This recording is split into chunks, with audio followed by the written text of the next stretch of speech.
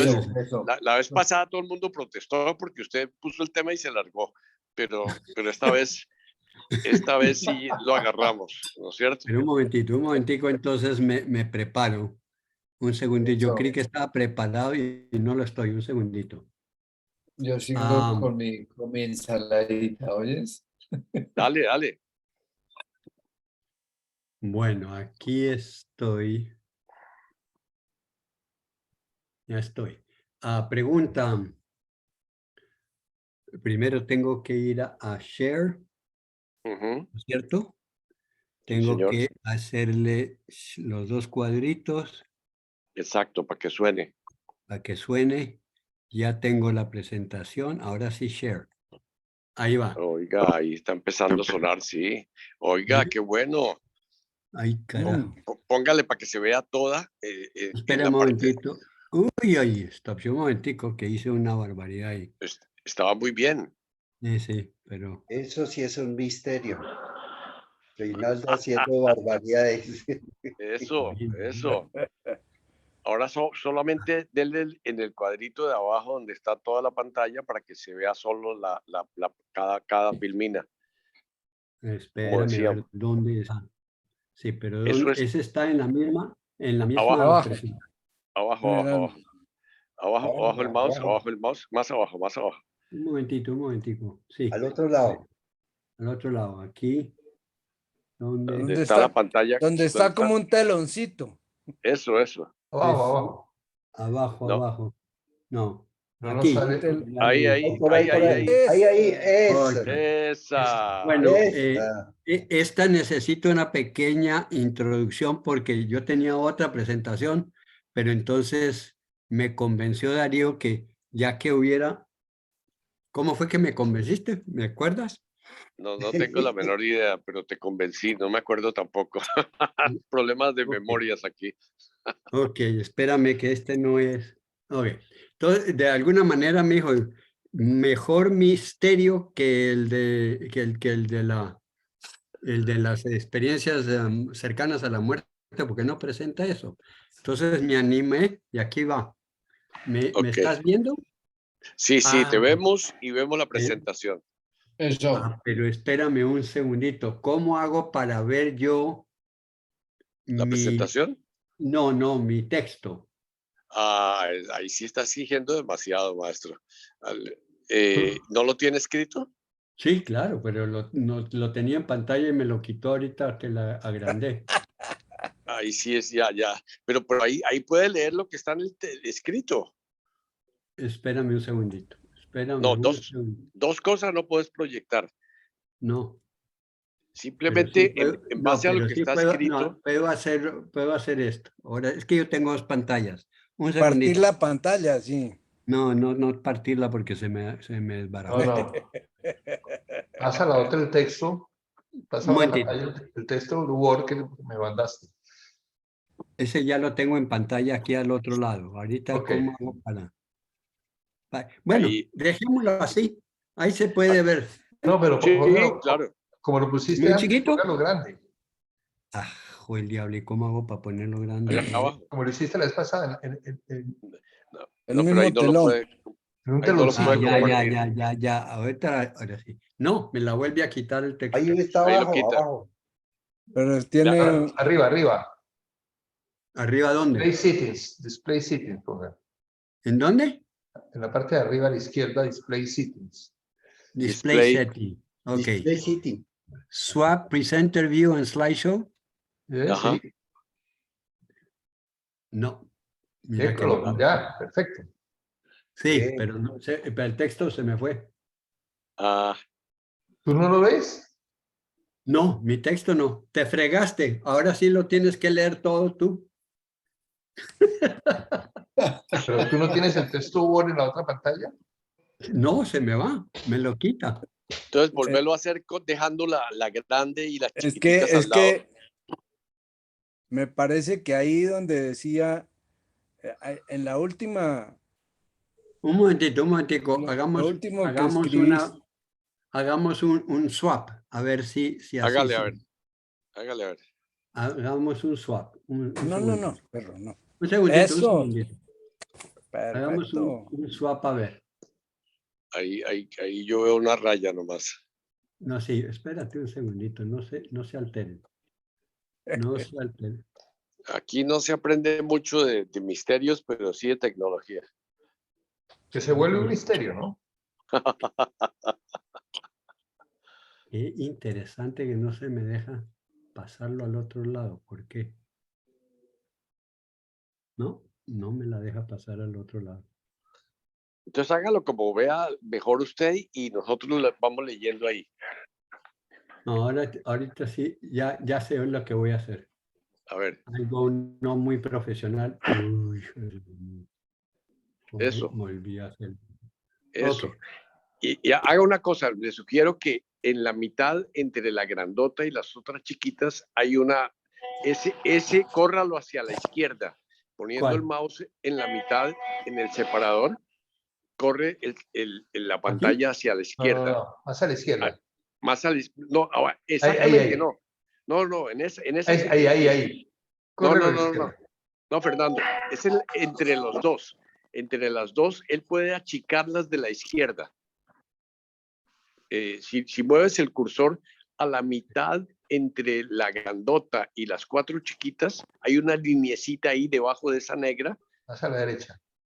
ahí en la mitad, Más a la derecha, mitad, más a la derecha. un un poquito poquitico más más, a la derecha, a la derecha, ahí un poquitico a la izquierda, en la mitad, entre las dos, ahí, pero abajo, un poquitico más abajo. Ahora trata de coger ahí con el mouse, no, coge con el mouse y mire, cuando el mouse se ponga horizontal, ¿no? Ahí mismo, en esa línea, ahí No, a la derecha, muévelo un poquitico, ahí empújala hacia la izquierda.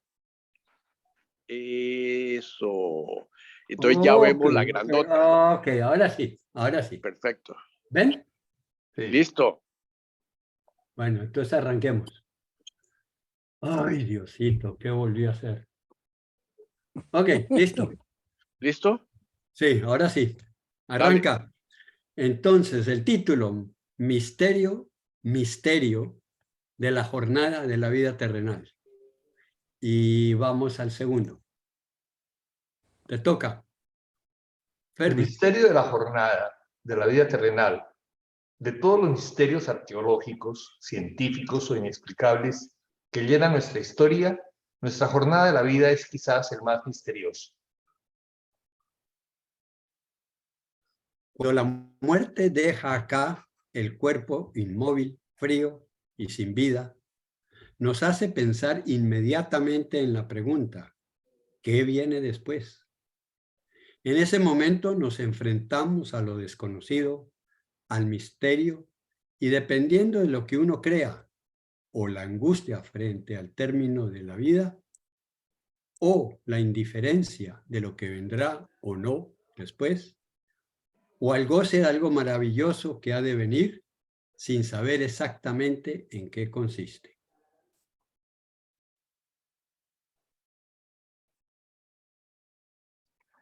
Cuando la muerte deja el cuerpo inmóvil, frío y sin vida. No, esa lo leí, acabo de leer yo. Tú, Bueno, la próxima. Iniciamos las etapas graduales de la jornada de la vida, la iniciamos en el paraíso intrauterino. Próxima, ¿Dónde? para abajo. No, sigue. Pero es que no lo has No hay pasado. más, no hay más. Donde Pásalo. gradualmente, no, es que tú sigues en el texto. En ese momento nos enfrentamos a lo desconocido, al misterio, y dependiendo de lo que uno crea, No, a la la angustia próxima. frente al término de la vida, a la indiferencia. No. Debes estar leyendo. Lo que sí sabemos es que hacemos la jornada de la vida por etapas. Lo que sí sabemos es que hacemos la jornada de la vida por etapas graduales que requieren un desarrollo paulatino pero constante. La iniciamos en el paraíso intrauterino, donde gradualmente vamos desarrollando todos los órganos que vamos a necesitar una vez que salimos de esa magnífica esfera acuática, donde todas nuestras necesidades están cubiertas por la maravillosa computadora del DNA que dirige todo el proceso.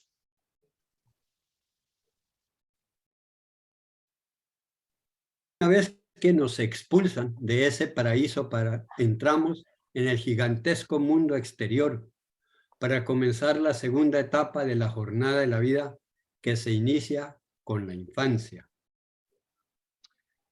En ese nuevo mundo aprendemos a amamantar, a gatear, a dar los primeros pasos, a comer y balbucear las primeras palabras.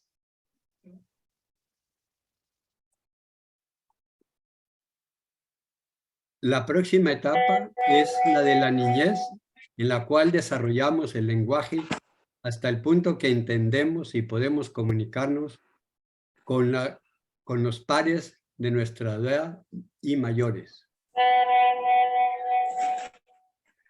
Cuando rayamos en los 3, 4 años, nos ponen en los kinderes donde aprendemos a jugar educativamente, a aprender conceptos básicos como los números, las letras, a manejar los colores y los primeros momentos de socialización con otros niños. De ahí pasamos a la preadolescencia, que fluctúa en varios años, donde adquirimos los conceptos básicos de matemáticas, de biología, de astronomía, del lenguaje escrito y el verbal para hacer presentaciones. Después viene la tumultuosa adolescencia, donde confrontamos todo tipo de autoridad, comenzando por la paterna, seguida por los maestros o el líder del grupo. La etapa del descubrimiento de sí mismo a un nivel primario en el cual no acaba de entenderse ni comprender por qué actúa como actúa.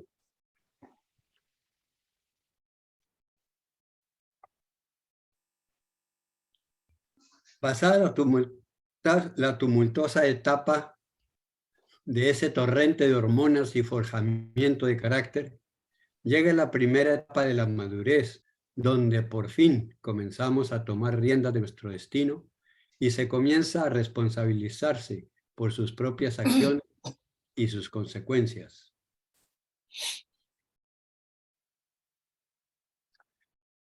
En esta etapa desplegamos lo mejor de nuestro poder creativo, poniendo en práctica lo aprendido en el colegio, la universidad y la especialización. Nos descubrimos partícipes de la creación del futuro en la medida en que aportamos a la construcción del mundo en que vivimos. Una de las más bellas expresiones de nuestra capacidad creativa es la de participar en el milagro de la vida, cuando nos convertimos en padres de nuestros propios hijos, suprema expresión de ser co-creadores de la subsistencia de la raza humana.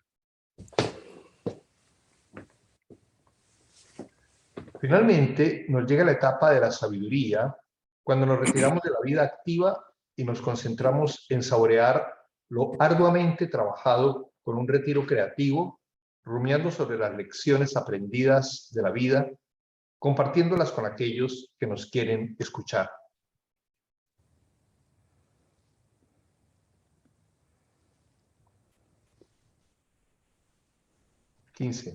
Escuchar. Leer la transición es el momento donde nos enfrentamos a la realidad de que algún día próximo o semilejano nos llegará el turno de hacer la transición en la que dejamos atrás el maravilloso vehículo que nos ha servido a lo largo de los 60 a 90 años de vida terrenal para proseguir la próxima etapa misteriosa de nuestra existencia.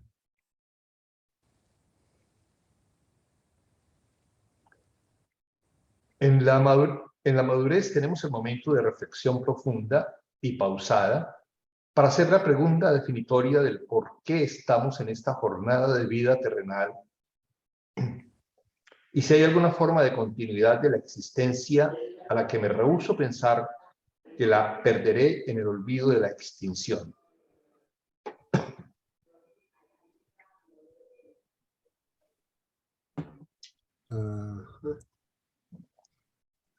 En nuestra experiencia cotidiana, pocas veces o nunca nos encontramos con alguien que haya hecho esa transición radical y nos cuente algo de cómo será esa nueva etapa de existencia.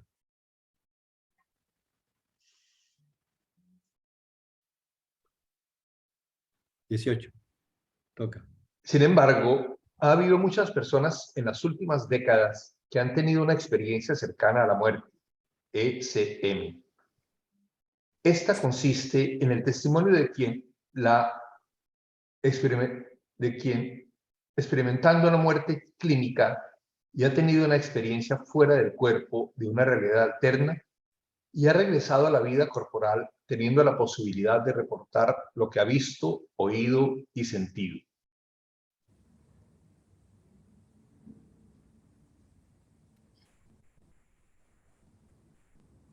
El doctor Van Lommel es el primer médico que ha emprendido un estudio completo y sistemático de las experiencias cercanas a la muerte.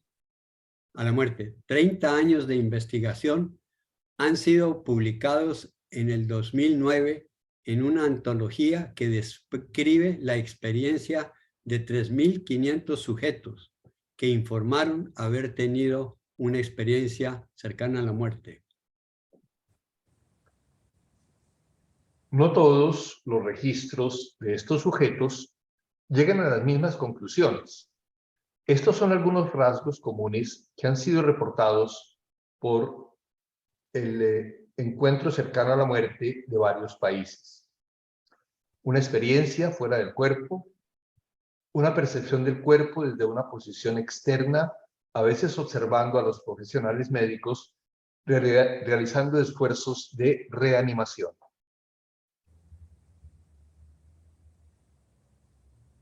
De reanimación. Una sensación, conciencia de estar muerto. No. Una sensación de paz, bienestar y falta de dolor. Emociones positivas. Una sensación de alejamiento del mundo. Una experiencia de túnel o entrar en una oscuridad. Una sensación de moverse hacia arriba o a través de un pasillo o escalera. Un movimiento rápido hacia o inmersión repentina en una luz poderosa o ser de luz que se comunica con la persona. Un intenso sentimiento de amor incondicional y aceptación. Encontrarse con seres de luz, seres vestidos de blanco o similares. También la posibilidad de reunirse con seres queridos fallecidos. Ver la vida de uno en un parpadear ante los ojos. Enfrentarse a la decisión de regresar al cuerpo, a menudo acompañada de una renuencia a regresar. De repente encontrándose de nuevo dentro del cuerpo. El doctor Jeffrey Long fundó en 1998 la Near Death Experiences Research Foundation, que se ocupa de documentar e investigar las experiencias cercanas a la muerte. En la actualidad, hay más de 3.700 encuentros cercanos a la muerte publicadas.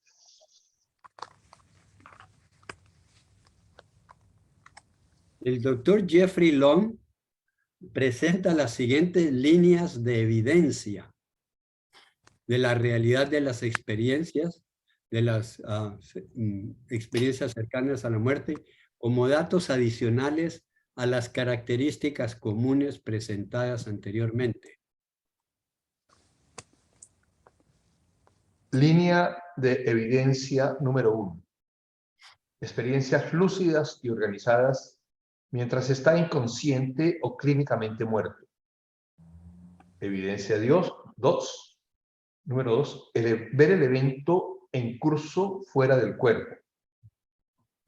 Evidencia número 3. Ciegos o personas con problemas de visión que pueden ver. Experiencia número 4. Personas bajo anestesia general que tienen una experiencia cercana a la muerte. Bajo anestesia general adecuada, no debería ser posible tener una memoria organizada lúcida.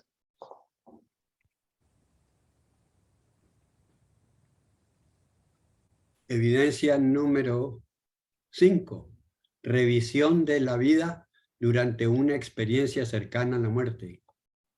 Algunas experiencias cercanas a la muerte incluyen una revisión de parte o la totalidad de su vida anterior. Evidencia número 6. Encuentro con seres fallecidos. Evidencia número 7. Experiencia cercana a la muerte de niños pequeños. La investigación de experiencias cercanas a la muerte en niños muy pequeños es importante porque a una edad temprana es menos probable que hayan establecido creencias religiosas o incluso una creencia de lo que es la muerte. Una conciencia. Línea de evidencia número 8. Estudio transcultural de experiencias cercanas a la muerte. Si las experiencias cercanas a la muerte estuvieran considerablemente influenciadas por creencias religiosas y culturales preexistentes, se esperaría que hubiera diferencias significativas en el contenido de la experiencia cercana a la muerte de diferentes culturas en todo el mundo. Sin embargo, en una revisión de más de 500 experiencias cercanas a la muerte de docenas de países de todo el mundo, el Dr. Long encontró similitudes impresionantes en el contenido de esas experiencias. Línea de evidencia número 9. Impactos de la experiencia cercana a la muerte.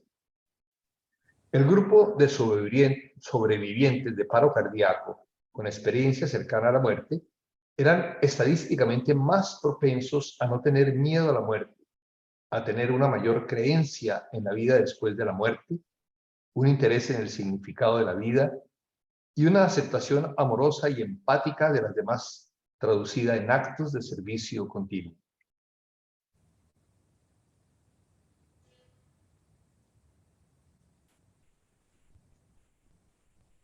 Un momentito. 32. ¿Qué nos aportan estos? Reflexión permisible. ¿Qué nos aportan estos testimonios obtenidos científicamente de tantos que han experimentado una experiencia cercana a la muerte? Nos ofrecen una puerta de entrada al misterio de qué pasa después de la transición que llamamos muerte. Uy, un momentito. Se me fue el texto. Nos confirman lo que todas las religiones mundiales han afirmado durante miles de años, que hay una sobrevivencia individual en un extraordinario estado nuevo de existencia.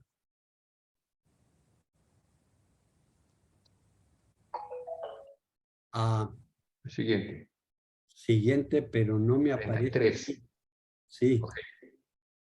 Léela porque no me aparece En esta nueva realidad de existencia, los testimonios nos informan que nos encontraremos con nuestros padres, familiares y conocidos, que tendremos una visión clara de cuál fue el propósito de la vida acá y entenderemos cuál es el camino nuevo a recorrer y experimentaremos una paz, goce y amor extraordinarios. Bueno, con esto se termina la presentación. ¡Qué maravilla! El misterio no resuelto. ¡Qué maravilla, oiga! ¡Qué interesante! ¿Alguien tiene algún comentario? Bueno, hay un par de comentarios. El primero que hay, yo diría un número de libros sobre este tipo de experiencias desde una visión del personaje, no digamos del análisis de lo que dijo la persona, sino del personaje mismo. Hay cosas que como lo presentó, está perfecto, es lo que sucede, pero indudablemente hay elementos también neurógenos cerebrales de hiperactividad, porque cuando se da la muerte física que se detecta esencialmente por unas pruebas que le hacen a uno de si se mueven los ojos cuando tiene estímulos, por ejemplo, térmicos con agua fría o algo así, tiene entonces los ojos tienen algo de movimiento, pero no se muere, no es que se pare completamente el cerebro. Hay tiempo entre la pérdida de conciencia, la noción de muerte clínica, que es no respiración, no actividad cardíaca y no actividad cerebral con estímulo aparente, que es lo que estaba comentando yo. Entonces, en esas tres escalas, hay momentos que en algún momento se cree que existe todavía una actividad que es totalmente autónoma, digamos, quemando todas las últimas energías que tiene el sistema cerebral. Y sobre eso, digamos, se han planteado algunas teorías. Entonces, claro, en estos estudios que lo describe muy bien Reinaldo, pues, hombre, ahí hay mucho más todavía que escarbar dentro de lo que nosotros pensamos, porque, digamos, la estructura del pensamiento son muchas regiones cerebrales específicamente, por concepto, por actividad o simplemente por percepción, como lo tenemos nosotros en la comprensión pues, habitual neurológica. De manera que todavía hay mucha neblina en esto, no están las cosas muy claras, pero también existe obviamente la tendencia a admitir que las personas que cuentan lo que vieron, cuentan es básicamente algo que está cifrado en su propia construcción de la visión del mundo. Es interesante la condición dijéramos, de presentarse en todos los casos, por ejemplo, del Dr. Long, que los ve que son muy parecidos, o sea que es como la misma historia, pero claro, cada uno la tiene en su forma. Yo creo que es solamente esa la nota que iba a mencionar. Hay mucho más allá de lo que tenemos escrito y de lo que realmente podemos probar. Ese es el término de esa opinión solamente. Qué excelente, qué cosa interesante, Pedro. ¿Algún otro comentario?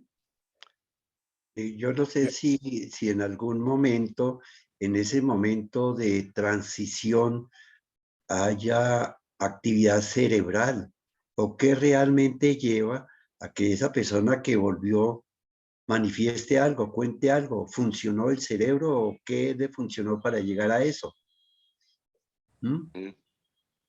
Sobre eso hay dos cosas. La una es ¿ustedes recuerdan el nombre de Lobsang Rampa? Sí, claro. Exactamente, bueno, es lo que describe. Tercer ojo. ¿Sí? El tercer ojo. Exactamente, bien, La okay. caverna de los antepasados. Exactamente. Dentro de todas esas descripciones que hace Lobsang Rampa, describe lo que nos mostró Reinaldo.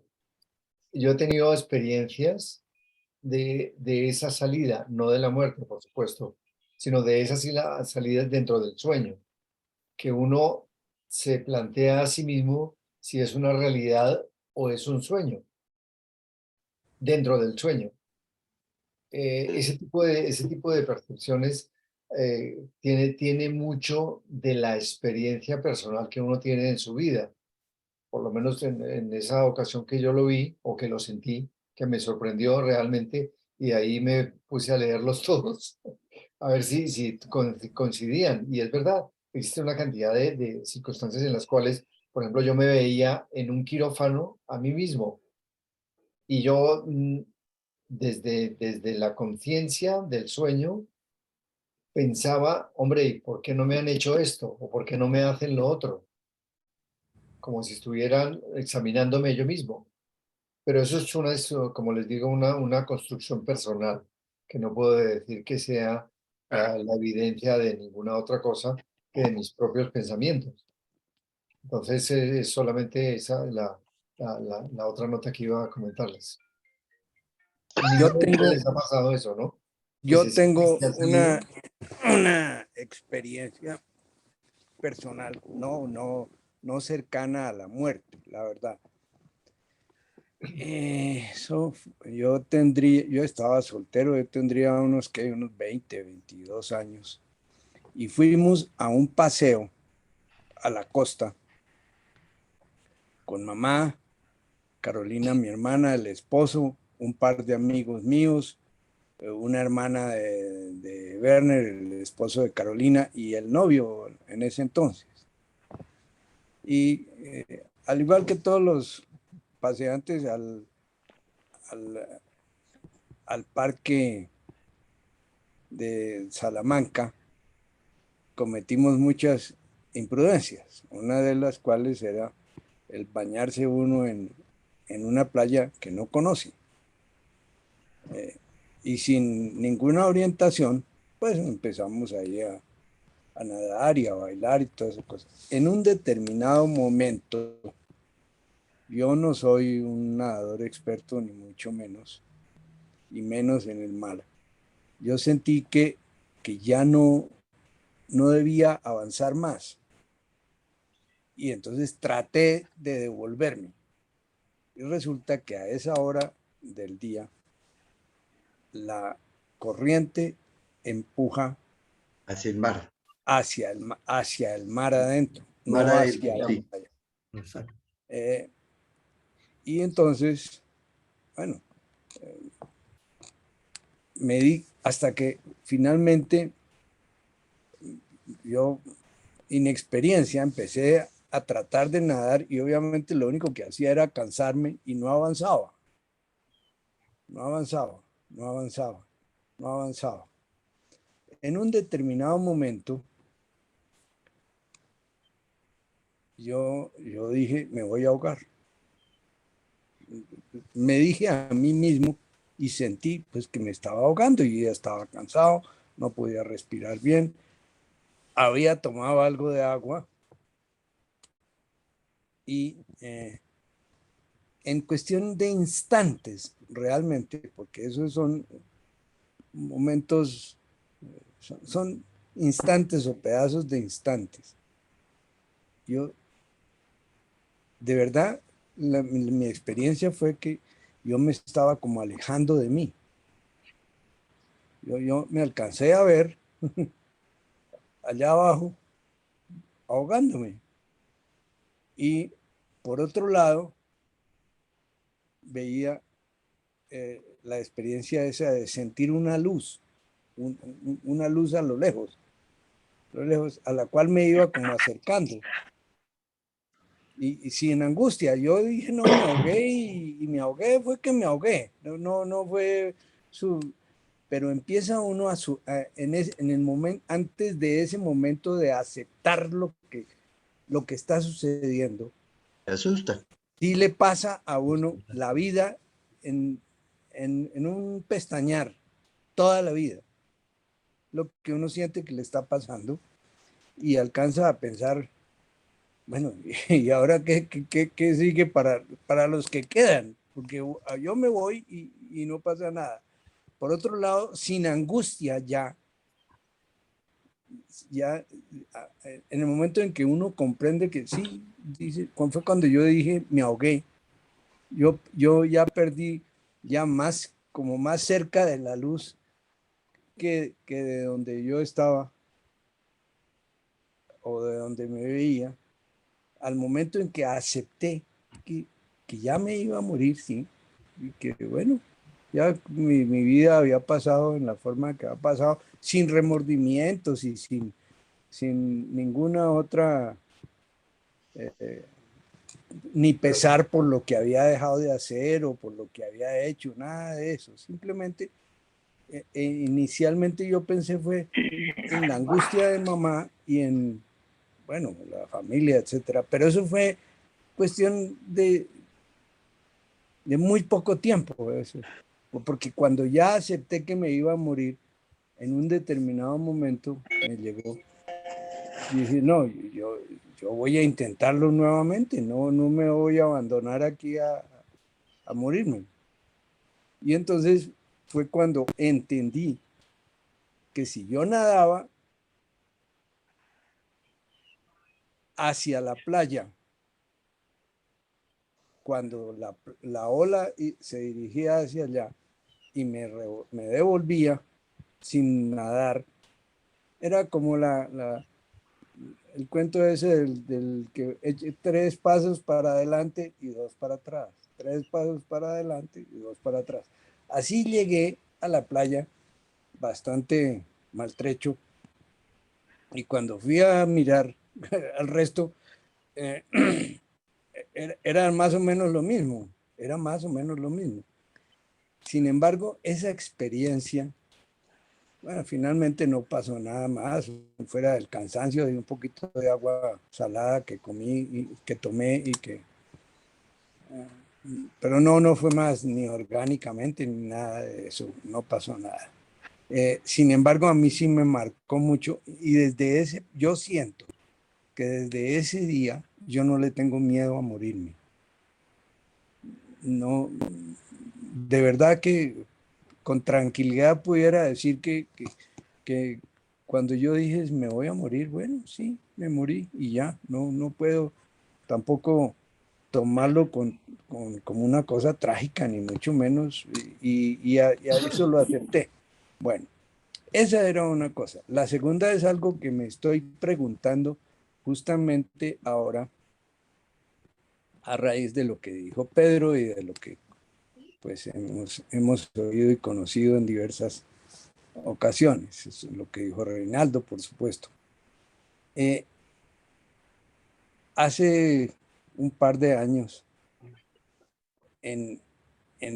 nosotros hacemos en el Hospital de San José estudios de resonancia magnética funcional. Y una petición que nos llegó muy interesante es la de un paciente que los familiares, era un señor que estaba en muy buenas condiciones, después lo operaron de alguna cosa y quedó en lo que se considera un estado de enclaustramiento, que Pedro, pues, por supuesto, conoce mucho mejor que nosotros, en el cual el paciente queda absolutamente inmovilizado. Este señor lo único que podía mover voluntariamente era el parpadeo. No tenía ninguna otra capacidad de movimiento consciente, o por lo menos que él quisiera hacer. Entonces los pacientes estaban muy interesados en saber que si ese señor realmente qué era, o para tomar una decisión de desconectarlo o no. Y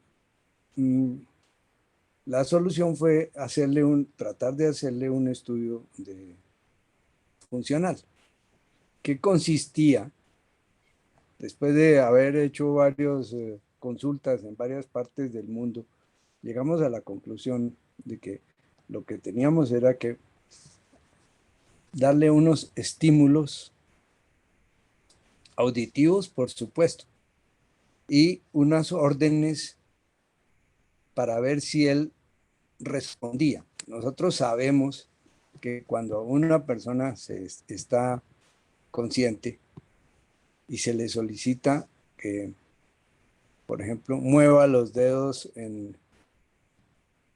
como hacer una pinza con o poniendo el pulgar y el índice. El índice. Sí, el índice. Lo primero que hay es, se origina en el cerebro por decirlo así, una preorden, que es como el decir, ¿qué es lo que voy a hacer? Y la segunda es ya un estímulo a la parte motora del cerebro, es decir, la que mueve los dedos o las piernas, según lo que se le esté solicitando al paciente. lo interesante en este caso era que el señor recibía los estímulos auditivos porque se activaban las áreas que se activan cuando la persona está oyendo. Es decir, que está recibiendo un estímulo al cual responde el cuerpo. Y se activaban las áreas de la intención de moverlos, de responder pues a lo que se le estaba solicitando. Pero claro, él no podía, tenía desconectado, por decirlo así, entre la orden y la ejecución de la orden. Y entonces, la pregunta es, ese señor, ¿qué pensaba de que me hago yo? Y me dice en su momento, ¿qué pensaba ese señor, por ejemplo, de la eutanasia? O de si le duele o no le duele, pues es realmente a punta de responder sí con 2 parpadeos o no con un parpadeo o con 3. Es muy difícil establecer una comunicación que no incluya algo un poco más tangible, como por ejemplo con los pacientes que son ciegos, sordos y mudos, pero que conservan la capacidad de mover sus manos o de hablar en algunos casos, ¿no? Ese par de experiencias era lo que quería comentarles. Qué bien, Leonidas. ¿Algún otro comentario? Añadirle a la presentación el siguiente. No me acuerdo exactamente de todos los estudios que citaron de los 2 doctores, pero uno de los criterios que ellos tenían para poder hacer valedera el cúmulo de las experiencias es que el paciente lo habían los doctores declarado clínicamente muerto, es decir, no había función cerebral. Uno de los casos más impresionantes que ustedes tal vez han leído, y si no lo han hecho, lean la narración de Anita Moorjani, una señora hija de unos parientes hindúes. Esta señora estuvo clínicamente muerta clínicamente durante más de 25 minutos. Y de ahí en adelante. Cerebral de ninguna clase. ¿Cómo se escribe el nombre de la señora? Anita Moorjani es M-O-U. ¿Nos lo puedes mandar por el chat? Creo que sí. Moorjani. J-A-N-I. Ok. ¿No? Moorjani, dice Patricia, la secretaria lingüista. De todo caso, lo importante es que después que ella regresa, la habían declarado clínicamente muerta porque estaba absolutamente, pero absolutamente invadida de cáncer. Llegó a un punto en donde no había nada que pudieran contrarrestar cáncer de páncreas, de pulmones, de todo. Regado el cuerpo de cáncer. Entonces llegó el momento en donde ya el cuerpo no pudo funcionar y clínicamente murió. Cuando ella recuenta lo que vivió, es algo absolutamente extraordinario.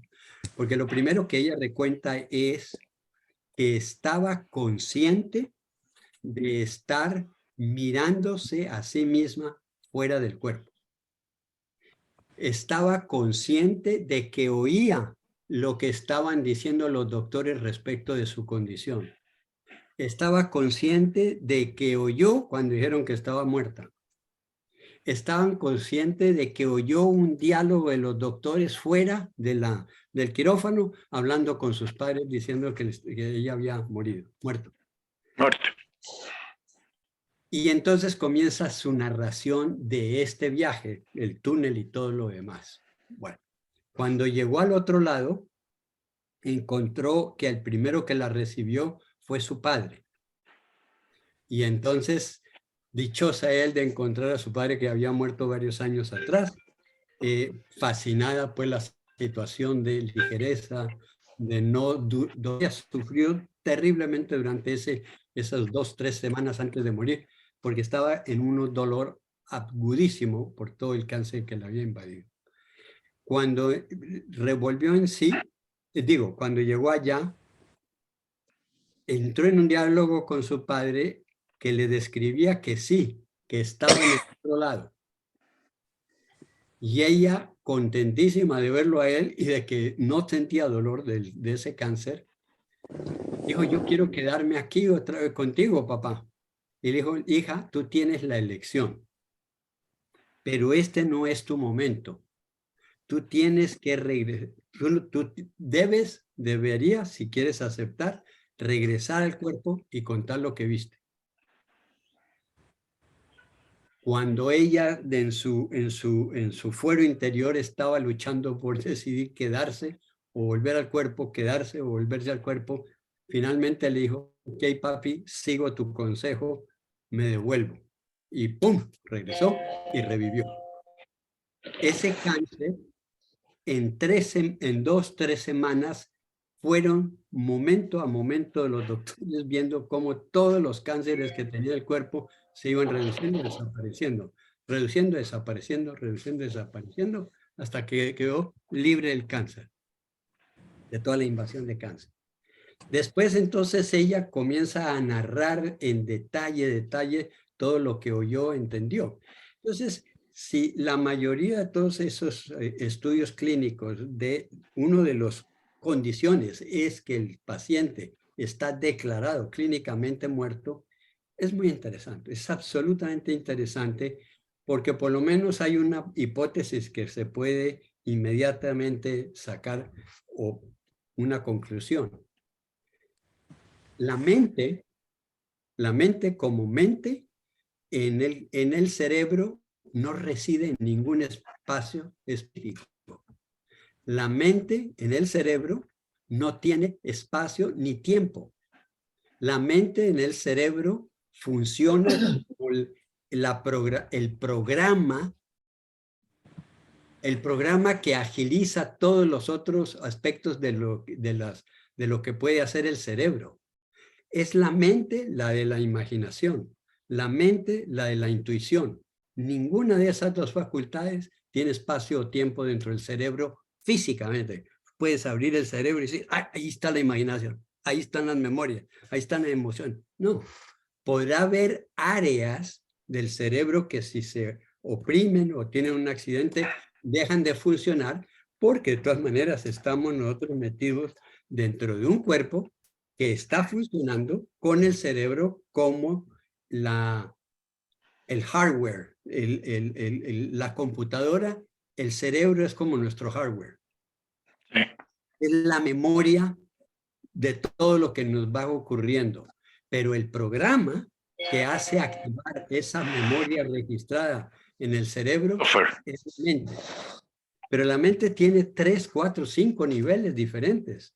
Uno de ellos está la inteligencia lógica, la inteligencia musical, la inteligencia artística, la creatividad, la intuición. Pero la más importante de todas es la autoconciencia.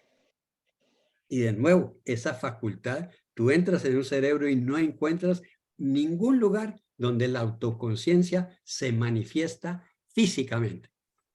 Entonces, ¿dónde está? Es una facultad, una capacidad que tenemos inherente como ser humano, precisamente que nos hace diferente a todas las otras criaturas. Esta capacidad de autoconciencia, de darse uno cuenta de que soy consciente, de que soy consciente, de que soy consciente. Hay una identidad absoluta entre esa conciencia del yo consciente y quién soy. Cuando a uno le pregunta, ¿y tú quién eres? Oh, yo soy fulanito de tal, que tengo este estudio, este doctorado, esta especialización, he hecho esto. Y dices, ¿ese eres tú? ¿O hay algo más que te identifica a ti como a ti mismo? Entonces, estas experiencias realmente dan la posibilidad de decir, hay una transición fenomenológica que no la entendemos muy bien, pero que puede tener esta explicación. Me ayuda pero si hago algún error científico en la expresión. La autoconciencia, en el momento de esa transición, recopila todo lo que sean memorias, personalidad, emociones, en una unidad indivisible de ese yo que es idéntico a sí mismo. Y esa conciencia es la que, no siendo espacio-temporal, puede hacer una transición a una dimensión no espacio-temporal. Y a eso lo llamamos la otro lado, con términos imprecisos de la muerte. Pues no es muerte, porque el individuo como individuo, lo que te define a ti como individuo no es tu cuerpo. Eso definitivamente es. El mejor caso es Stephen Hawking, el increíble cerebro de ese hombre. Totalmente inutilizado, completamente reducido a una silla de ruedas, sin poder hablar porque le tuvieron que hacer una traqueostomía. Y después le ponen un adictamento que es un computador que habla por él. Pero ese cerebro, esa mente, esa creatividad de salir con los huecos, los agujeros negros, ¿cuál fue la otra cosa que transformó la economía? ¿Ah? Big Bang. El Big Bang, que hoy en día lo creemos como si es algo indiscutible, pero todas esas ideas estaban dentro de él sin que su cuerpo realmente colaborara con él. Entonces no podemos decir que el cuerpo, pues en alguna manera, nos define. Nos da una apariencia externa, pero definirnos en lo que somos interiormente, jamás. Jamás de los jamás. ¿Quién de ustedes nos mandó? ¿Fue ustedes o en el otro grupo de los jesuitas? La muchacha esa sin manos. No fue con este. ¿Ah? No fue este grupo, no fue este grupo. Haciendo en vivo una demostración de cómo ella, no teniendo brazos, aprendió a usar sus piernas como si fueran brazos. Sus pies. Sus pies. Sus pies y sus piernas como si fueran brazos. Los pies como si fueran manos. Un australiano también. Prende 7 velas raspando con cada uno, un fósforo por cada vez. Es un video que sí, es un video extraordinario. Eso es pero lo que ella habla de sí misma, de no verse uno restringido en su autoimagen, porque tiene una limitación física, eso es formidable. Pero eso no es sino el individuo en lo que es su conciencia. Entonces, yo creo que todos estos estudios realmente nos dan un pequeño portal para decir, mira, por lo menos estos que han tenido esta experiencia nos dicen que eso sí es una realidad con la cual podemos tener por lo menos el confort de no tenerle miedo, así como Leonidas perdió el miedo a la muerte. Qué bien, Reinaldo. ¿Algún otro comentario? ¿Alguna reflexión? Oiga, es que hay una cosa interesante y es la siguiente. Reinaldo habla de sensaciones y conciencia. Entonces, debe existir alguna actividad humana en la cual el cerebro no interviene. ¿Sí? El amor, el resentimiento, esas cosas no son cuestiones físicas ni cerebrales. Esas sensaciones le ordenan al cerebro y al cuerpo reaccionar, pienso yo. ¿Sí? Entonces, yo creo que la mayor parte de nuestra vida estamos actuando, es decir, físicamente nos movemos y cerebralmente nos movemos porque antes de eso, o quien ordena eso es algo que no es cerebral. Es emotivo, es sentimiento, es conciencia, que no es el cerebro. Y yo creo que eso transcurre durante toda la vida, de acuerdo a lo que se ha dicho ahí. Entonces, cuando se llega a la muerte, pues se llega al sumum de ese estado, ¿no? ¿Alguien más quiere decir algo? Otra cosita, ¿por qué creen que hicimos la introducción? Gracias, Ferdi, porque leíste muy bien, de todas las etapas. Es que yo creo que eso es muy interesante. Observémonos que mientras estamos en el vientre materno, estamos existiendo la realidad intrauterina, en donde es un espacio fenomenal. Si yo creo que si hay alguna experiencia de paraíso terrenal es esa. Todo está garantizado. El clima está aclimatizado, el vientre, la esfera, la burbuja, nos alimentan, dormimos. No tenemos que preocuparnos de nada, no tenemos que hacer nada como el paraíso terrenal. Pero esta es la parte más bella. Llegan los 9 meses como las etapas de la vida y hay que morir a la realidad intrauterina si uno quiere pasar a la próxima etapa de vivir fuera de esa realidad que es extraordinaria. Imagínense si un niño en esa concepción que tiene de lo que es un mundo intrauterino se puede siquiera imaginar lo que va a ser el mundo fuera del vientre materno, ni por el forro. Pero no se le puede ni la más mínima imagen. Sale y de nuevo comenzamos otra etapa de progreso en donde se van despertando todas estas habilidades que tenemos mentales, emocionales y todas las demás para ir progresivamente a lo largo de esa jornada. Y cuando llegamos al final de esa jornada hay que morir a esta realidad transición espacio-temporal para poder pasar a la otra. De lo contrario, no se puede. Reinaldo, y añadiendo un poquito a lo que estás diciendo, en todas las etapas hay que ir muriendo a la anterior. Sí. Porque es que si se queda uno niño, se queda niño y se fregó. Uno muere a la infancia, pasa a la juventud, muere a la juventud, pasa, y ahí integra uno, Fernando lo va a ver, lo vive, y en la vivencia cristiana que nosotros nos enseñaron, es lo que llamo el misterio pascual, ¿no? Es decir, tú tienes que morir a alguna cosa para poder resucitar en otra situación. Es decir, hay que aceptar que se muere a una cosa para vivir en otra cosa. El mensaje cristiano no es más que eso. Ahora, lo digo, además de eso es mucha otra cosa, pero el tema es lo que está planteando Reinaldo y lo que hablaba Pedro, que me causó mucho impacto, es que puede haber todo lo que el que quiera declarar muerte a alguien, eso es lo que la ciencia declara hasta hoy, pero nadie puede declarar que la esencia del ser humano, que eso que llamamos conciencia artística o lo que tú quieras llamar, es lo que todas las civilizaciones han hablado y lo que hasta el mismo cristianismo habla del alma. El alma es la esencia de lo que uno tiene, que simplemente, y ahora que ando estudiando energía cuántica,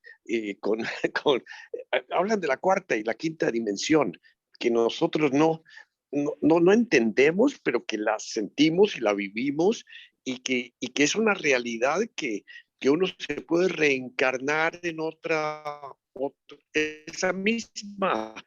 esa misma esencia tiene varias vidas, y pudiera reencarnarse en otra y en otra.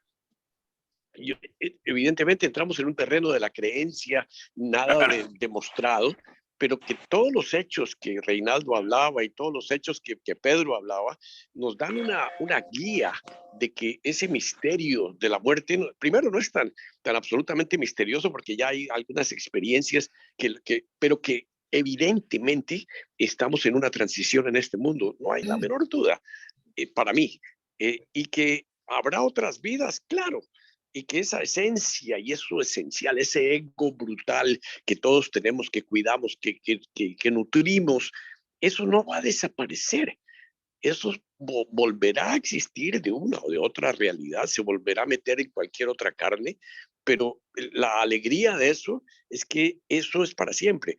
Y perdón que me alargue un poquito, pero lo que decía Pedro me llama mucho la atención, y lo que decía Reinaldo, que todos los estudios demuestran que hay cosas comunes, sí, que es una vaina blanca, que una luz, que se encuentra con los papás, que se encuentra. Para mí, si lo pongo en lenguaje de lo que Pedro decía, hombre, es que no se ha muerto el tipo, no se ha muerto. Está allá en el inconsciente profundo, está uniendo cositas en el cerebro, a pesar de que los médicos lo declaran clínicamente muerto.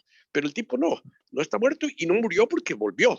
volvió a revivir o apareció otra cosa, pero esa esencia es la que permanece y eso es lo que honestamente a mí me tranquiliza. Digo, esa esencia no va a desaparecer. Algún día se va a proyectar en otra cosa, en otro ser, en un animal, en un ser humano, pero ni la menor idea. Pero la esencia de que soy de alguna manera eterno. Y en ese sentido, comienza uno a decir, hombre, lo que le enseñaron a uno cuando estaba jovencito, de que eres a imagen y semejanza de Dios, estarás siempre, estarás permanentemente, eres eterno. Esa es mi conclusión. Disculpen el sermón. Eso además conecta muy bien con todo lo que ha visto y ha liderado Reinaldo en muchos sentidos. Y es que en una cosa tan simple como simplemente transmitir una inspiración, una espiritualidad a otro, que eso es tangible para nosotros. Es un no sé cómo pasa, no sé cómo hizo, pero ya está en el otro. Y ese tipo de cosas son las que marcan también esa otra vida, la que va a seguir, en la que uno va a seguir. Pues Exacto. Lo veo. Fernando. Había levantado la mano. Me parece que al hablar precisamente de ese nuevo estado, de esa realidad que se experimenta cuando se tiene la experiencia de cercana a la muerte, yo diría incluso cuando ya se termina esta jornada, que como la ha denominado Reinaldo, se pasa ya no de la parte ni somática ni psíquica, ¿no es cierto? Porque esas cosas pues son un poquito más tangibles y encontramos en toda esa dimensión neumática o neumatológica, ¿no? Que es lo que daría la explicación desde el punto de vista más teológico a esas realidades, a esas experiencias que se han comentado, ¿no? Y me parece que el ejemplo, el último ejemplo que puso Reinaldo sobre esta muchacha invadida de cáncer, tiene dos cosas muy relacionadas. La primera es eso, ¿no? Que ella sale de su cuerpo, entra en otra dimensión, pero su cuerpo está allá, todavía en una cama, en una clínica, en un lugar espaciotemporal preciso. Y ella sale a vivir una experiencia ausente de espacio y de tiempo, porque se reencuentra con una realidad llamada papá, pero que ya no está en esas mismas condiciones físicas y las psíquicas, ¿no es cierto? El hecho de que se dé ese encuentro indica que hay esa realidad neumatológica, ¿no? Porque digamos, en teología como ese ruaj, ¿no? Esa inspiración, esa realidad que no es tangible ni cogible, pero que es experimentable, ¿no? Y la vida, el paso a la otra vida o a la otra realidad, pues es eso, ¿no? Una permanencia de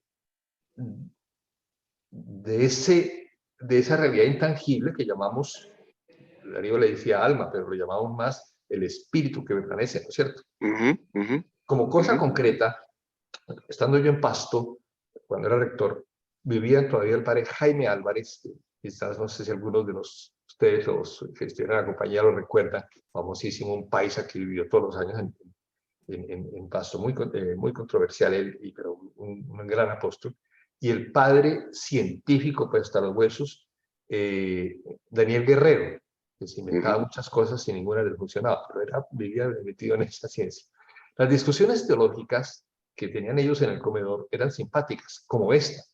El padre Guerrero, muy aferrado a la tradición, como buen pastuso, decía, la Virgen subió en cuerpo y alma al cielo. Y el otro decía, oiga, ¿y ella cómo hace para peinarse? ¿Y las uñas con qué se las recorta? Y se cambia de vestido. A ver, bueno, en las nubes lavará si sea posible lavar en la nube la ropa, pero a ver, ¿dónde la cuelgan? Bueno, entonces le tomaba el pelo hablando de dos cosas extremas, ¿no? Que no son conjugables, ¿cierto? Bien. La otra es que también, refiriéndome a la Biblia, San Pablo nos da como indicios de eso, ¿no? Él vivió una experiencia como la que narraste, Reinaldo, y lo único que dice San Pablo es que ni oído oyó, ni ojo vio, pero eso es otra dimensión espectacular. Qué espectacular sea, tendremos que experimentarla, no hay otra manera, ¿cierto? Podemos intuirla y sigue siendo un misterio, ¿no es cierto? Pero es un salto trascendental el que podemos dar cuando se acepta morir o se acepta terminar la jornada aquí y comenzar una jornada en otra realidad seguramente distinta, ¿no? Eso supone una condición espiritual, neumática especial para poder darlo, si no, no lo damos, como lo decían. Si yo no dejo mis juguetes, si no dejo mi baloncito y no dejo mis juegos de niño, pues no puedo pasar a la etapa siguiente, ¿no es cierto? No puedo pasar a una realidad distinta. Ese es el hecho de morir, es dejar, es tomar independencia y es eso, aceptar que las condiciones de vida son distintas.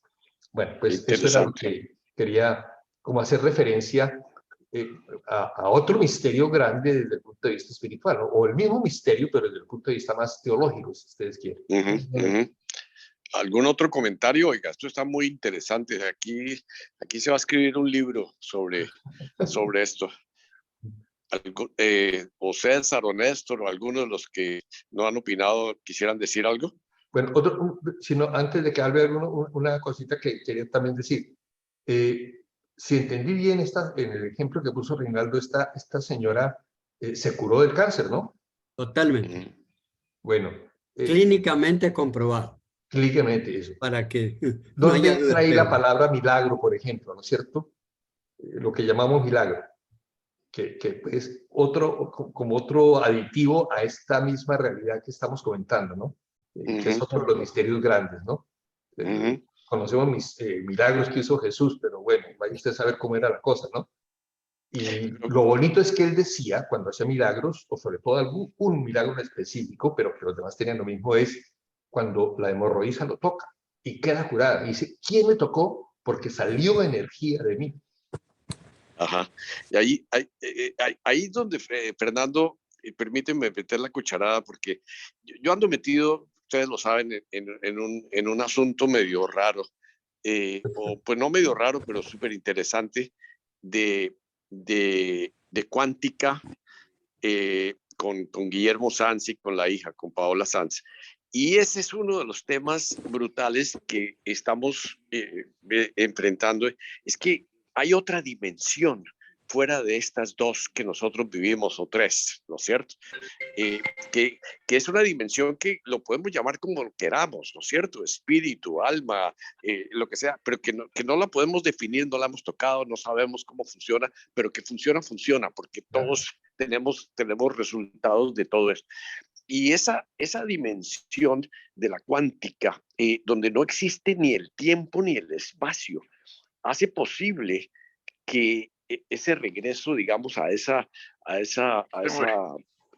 situación donde tú puedes, si llegas a tu plasma, que lo llama Paola Sanz, la situación de plasma, que no es nada, después viene el gas, después viene el líquido, después viene la materia, pero ese plasma anterior, y usted regresa a ese plasma a través de la conciencia y de la inconsciencia, usted puede hacerlo y puede intervenir en su cuerpo. Cuando usted resuelve allá atrás, en su inconsciencia, muchas cosas que están relacionadas con su cuerpo. Esto es un poco medio complicado, pero lo que yo digo es llegar a entender, o por lo menos a arañar un poquitico la realidad que no tocamos, que no vemos, pero que sentimos que está en el inconsciente, que es el que maneja todo, digamos, el computador de nuestra vida. Y poderle decir a eso o influir o hacer que tenga consecuencias físicas es real. Y hay curaciones. Hay gente que ha llegado a ese nivel de inconsciencia o de subconsciencia para dar órdenes para que su cuerpo gradualmente consiga recuperarse. Y por eso lo que decía Reinaldo de este individuo que volvió y que la consecuencia de ese momento, digamos, como decía Fernando, anismático o teológico, como quieras llamarlo esto, de quinta dimensión que yo llamo ahora, es capaz de influir en que su salud física empiece a mejorar. Y ahí es donde yo pienso que tenemos que, son misterios evidentemente, pero son realidades que poco a poco se van revelando. Y a mí me impresiona mucho que en este mundo donde andamos hay mucha gente que ande metida en este terreno, buscando, investigando, profundizando, cosas que antes no nos atrevíamos a tocar porque había cosas que tal vez no nos llegaba a este momento, pero lo veo muchísimo, con mucha frecuencia. Ese es mi comentario, no sé si ayuda para algo. Bueno, estupendo. Muy bien. Hay una cosa que es un comentario sencillo, pero sí hay formas de energía, de comunicación, qué sé yo. Yo lo veo, por ejemplo, en los animales. Claro. Como hay estímulos que uno no sabe cuáles sean los que ellos perciben. En la misma forma hay estímulos que uno percibe muchas veces sin saber cuáles son y que llevan a determinadas consecuencias de ese estímulo, por supuesto, ¿no? Pero yo no sabría, cuando uno dice, por ejemplo, voy a pasear, una cosa es cuando yo digo voy a pasear y otra cosa es cuando digo vamos a pasear al perro. Y él entiende perfectamente cuál es la situación. Quizás son cuestiones del cuerpo de uno, actitudes corporales, yo no lo sé realmente. ¿No? Pero claro, pues es lo mismo que el que a uno le caiga bien o le caiga mal una persona. Exactamente. O que se enamore o no de esa persona. Hay circunstancias que uno no sabe cuáles son las realidades, ¿no? Exacto. Pero sí son... Hay una energía en todo eso, definitivamente. Y perdimos. Y volviendo otra vez a la parte científica, que me parece que lo que está haciendo la ciencia hoy en día es develándonos que hay una realidad subyacente a toda la realidad física intangible. Ustedes están familiarizados con la cuántica y Heisenberg, el principio de indeterminación de Heisenberg, con todos sus experimentos, que logra no solo descubrir que la intención que él tiene para que el electrón se manifieste como onda o como partícula incide en la manifestación del electrón. Así como el perro sabe que de alguna manera es la hora de ir a salir. Y lo otro es todavía más interesante, es que el electrón, la partícula más bien, en el estado potencial puede estar simultáneamente en dos sitios a la vez, distantes a unas distancias absolutamente monstruosas, y estar presente en el ciclotrón ese famoso en Suiza. Ajá, exacto. ¿Cómo se explica eso de que una partícula pueda estar en dos sitios a la vez? Entonces son unas realidades de potencialidad que son tangibles y verificables por la ciencia.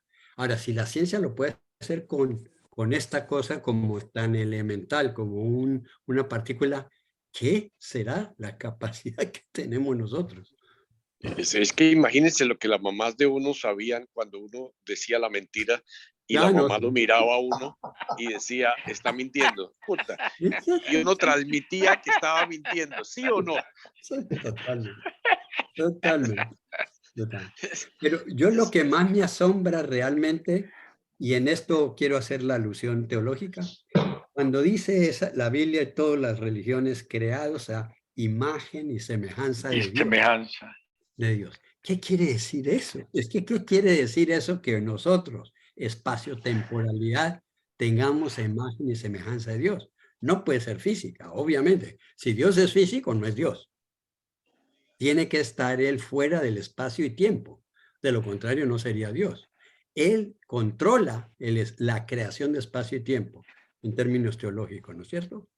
Pero si buscáramos alguna de las dos cualidades que Dios no tuviera, no puede ser Dios. ¿Cuáles dos serían? Yo no sé, pero lo único que yo sé es que ese Dios que me enseñaron a mí se volvió ser humano. Y por eso no dejó de ser de Dios. Eso me lo enseñaron y lo creo firmemente. Okay. De manera que si nosotros somos seres humanos, ¿por qué no podemos ser dioses también? Somos parte de esa realidad. Entonces, claro que sí. ¿En qué? Hay dos aspectos de acuerdo. Que Ferdi, si teológicamente estoy diciendo una barbaridad, porque esto fue teología de muchos años atrás. Pero una de las definiciones que ha hecho las religiones es que Dios es único, que no hay otro Dios. Desde el tiempo de Moisés, lo dijo en el primer mandamiento y eso no ha cambiado. Ok. Lo segundo es que Dios es el creador de todo lo que es, ha sido y será, en un presente eterno. ¿Sí? Ok. Si Dios es eso y es además amor, porque nos creó por amor, nosotros en ningún momento dijimos, hola Señor, por favor, créame en amor. No nos dimos la creado. Esa no nos la dimos, nos la regalaron completamente. Entonces, ¿qué cualidad tenemos dentro de nosotros que realmente nos asemeja a Dios? O que nos hace divinos interiormente. Esas dos. Capacidad de mostrar amor a una persona o a un enemigo. Eso es y dar amor. Y dar amor. Pero la segunda, y dar amor. Para mí, la segunda que realmente nos demuestra que sí somos, tenemos una chispa divina, es la creación, la capacidad de creación que tenemos. Fíjense, ustedes miran a su alrededor de su oficina o de su estancia, no hay un solo artículo que ahí no haya sido el producto de la imaginación y la acción de un hombre que dijo, vamos a hacer un asiento de la imagen y semejanza de como yo lo pienso. Vamos a pintar este cuadro a como yo lo he visualizado. Vamos a crear esta estructura, este magnífico puente entre dos bahías, como yo me lo he imaginado. Y se lo imagina uno, hace el plano, busca los elementos, hace los cálculos, trae los constructores y hay ahí un puente como el de San Francisco Bay. ¡Qué tan increíble lo que nosotros humanos podemos hacer con la creatividad que tenemos! Eso nos asemeja a Dios.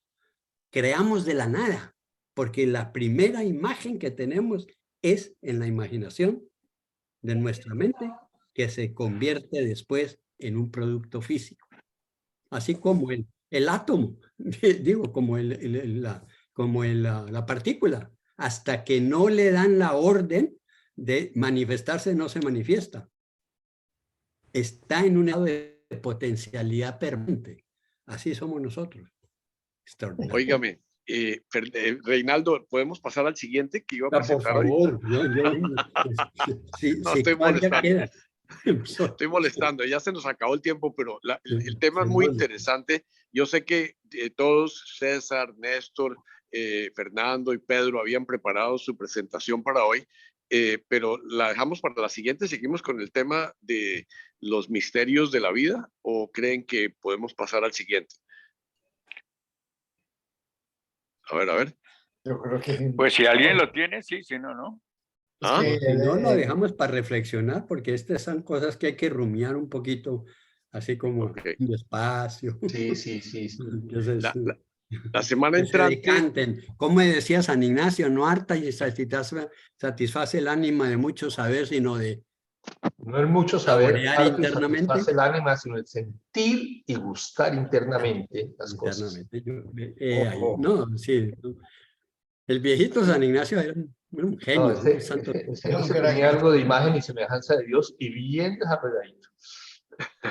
¿Algún comentario o sugerencia de tema para la próxima? Que tú eres el culpable de esta exposición. Date el gusto no el culpable, el estimulador. Tú fuiste el que Estuvo muy buena, Reinaldo. Estuvo espectacular. Estuvo muy bien, muy buena. No han estado buenas, las otras también, las de la vez pasada, estupendas. Gracias. Hay una cosa interesante a raíz de todo lo que se dijo, es decir, se ha hablado de la persona, del ser humano, pero entonces resulta que el ser humano no es solo.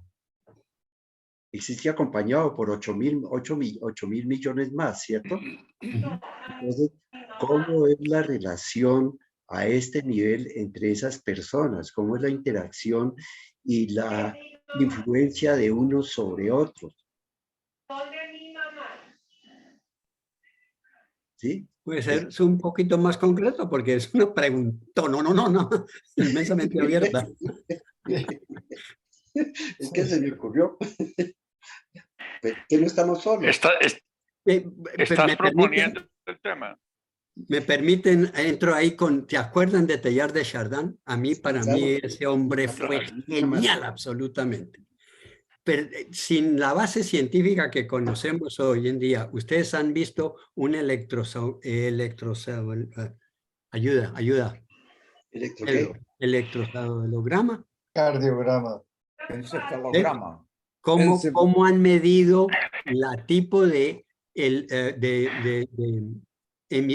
producción de vibraciones electromagnéticas por el cerebro en el estado despierto, semidespierto y despierto? Si le han puesto nombres alfa, beta y zeta. Sí, electroencefalograma. Eso. ¿Se acuerdan ustedes cuando Teilhard de Chardin habló que nosotros los humanos creamos la noosfera? Y usó la palabra nous de mente, ¿cierto? Y entonces hoy en día la ciencia nos dice eso. Nosotros, nuestro cerebro permanentemente está emitiendo ondas electromagnéticas cerebrales. Todo el tiempo, aún dormidos. Dormidos son de baja ondulación. Ok. Esas son energía.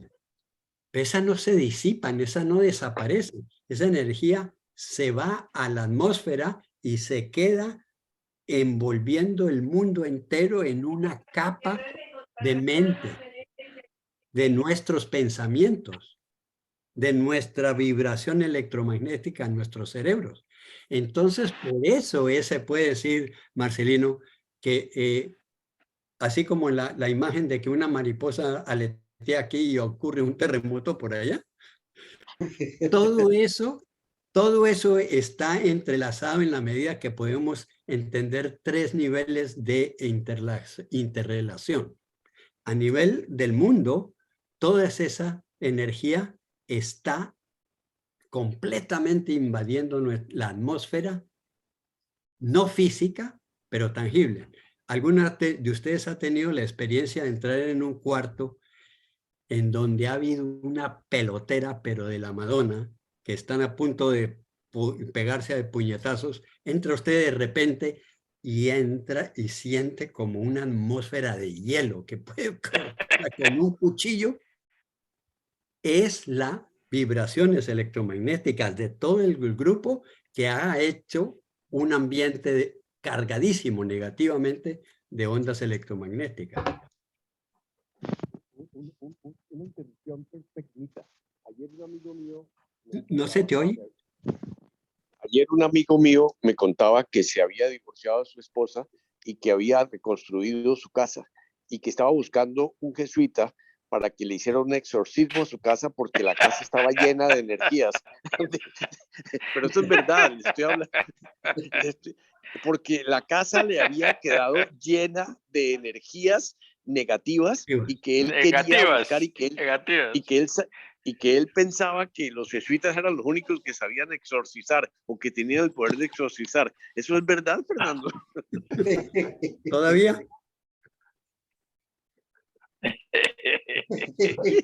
La verdad. Se metieron en problemas, Fernando. No, la verdad es que se ha comprobado. Hay sitios, lo pongo en el aspecto positivo, hay sitios donde llega una persona, entra y dice, aquí hay una energía, aquí hay algo especial. Y obviamente, allí había existido una capilla, un lugar de oración, un lugar donde la gente iba y permanece una realidad que es experimentada por gente sensible, por gente que puede captar esas ondas positivas que están ahí, ¿no es cierto? Luego eso es posible, sin duda ninguna. Y tiene que ver con lo que estaba explicando Reinaldo, ¿no es cierto? Son fenómenos que realmente no podemos negarlos porque nosotros somos unos imanes, estamos produciendo atracciones, repulsiones, tenemos polos positivos y negativos y eso funciona, está funcionando. Qué berraquera.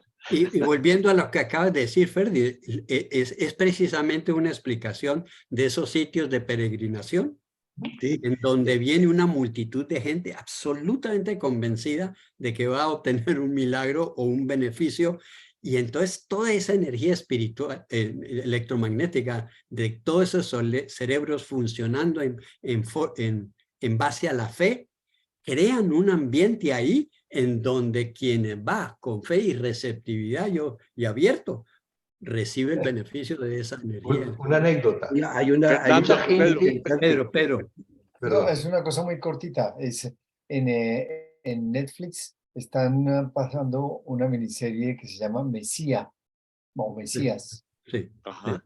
Sí. Y es el perfecto cuadro que nos hace entender que hasta sin decir nada, todo el mundo va creando hacia una construcción de ideas, de espíritu, de qué sé yo, de comparaciones que termina parando totalmente la organización universal en varias partes.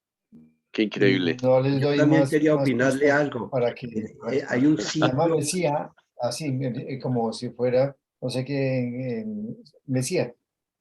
Ajá. Buenísimo. Hay un sitio que es la casa de la Virgen María en Éfeso. Sí, señor.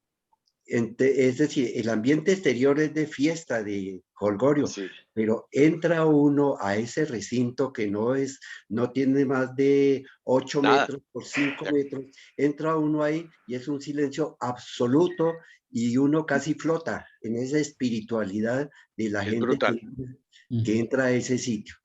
Entonces, de acuerdo, completamente. Y por allá a Éfeso, eso se siente, es espectacular. Totalmente. Mucha gente ha estado en Firenze, como es obvio, viendo la estatua de David, y ha venido aquí a Roma, a la iglesia de San Pedro in Víncula, donde está el Moisés de Miguel Ángel, y son varias las personas que me han comentado, y he estado con ellas ahí visitando, aquí en Roma, en Firenze no he estado, pero que al estar observando esas estatuas, esas esculturas, han sentido una energía muy particular, unas vibraciones y unas cosas especiales, estando en esos dos sitios, donde está el Moisés aquí en Roma o el David en Firenze.